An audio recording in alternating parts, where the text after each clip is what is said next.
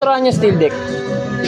Para magmukhang bago. Ay, gano'n. Di ba, iano rin naman niya sa ilalim ng ano, si semento. Si semento hindi naman yan, di ba? Oo, kaso Oh. kasi pag simento niyan, kakalawangin. Yan, pag pininturahan mo yan, pag simento mo, hindi nakakalawangin.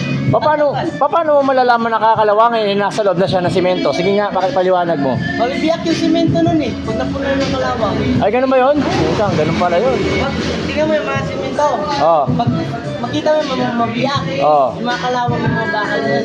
Ay, ganun pala yun. So, dapat yung pati yung bakal, pinipinturahan din. Ay, ganun pala yun. Galing nga. Ikaw naman, anong masasabi mo, bakit pinipinturahan niyang ano? Kalawang na. Nagkalawang na. Kalawang na siya. Oo. So, parehas lang kayo ng sagot. Oo. Wala ka na ba ibang sagot? Wala ka na ba ibang sagot? Wala na.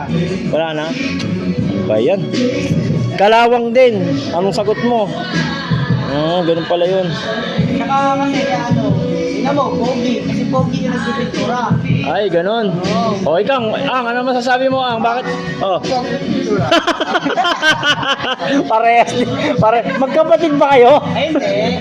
Ano na kami naman? Parehas na kayo sagot eh. Magkaibigan na. Kaibigan kayo. Ang galing mga pintor pala itong mga kasama ko sa trabaho. Magagaling pala na sila magpintor. Ayun o. Mga guys, kaya dyan baka may gusto kayo magpapintura. Punta lang kayo dito sa GGBC. Nakahanapin nyo lang si German Studio. Okay. Ano? GGBZ o JJBZ? GGBC. GGBZ. Tandaan nyo, GGBZ. Okay. Salamat sa panonood. Wala ka ba sasabihin? Panawagan, ganon? Hindi ka ba nawawala? Wala ka ba panawagan sa magulang mo? Boss, wait lang boss. Guys, baka may nakakakilala po dito, nawawala po, napadpad po dito. Ito po siya. Baka po may nawawala po kanyang anak or kapatid. May tanong ako, Huwag ka magagalit, ha? Tuli ka na ba?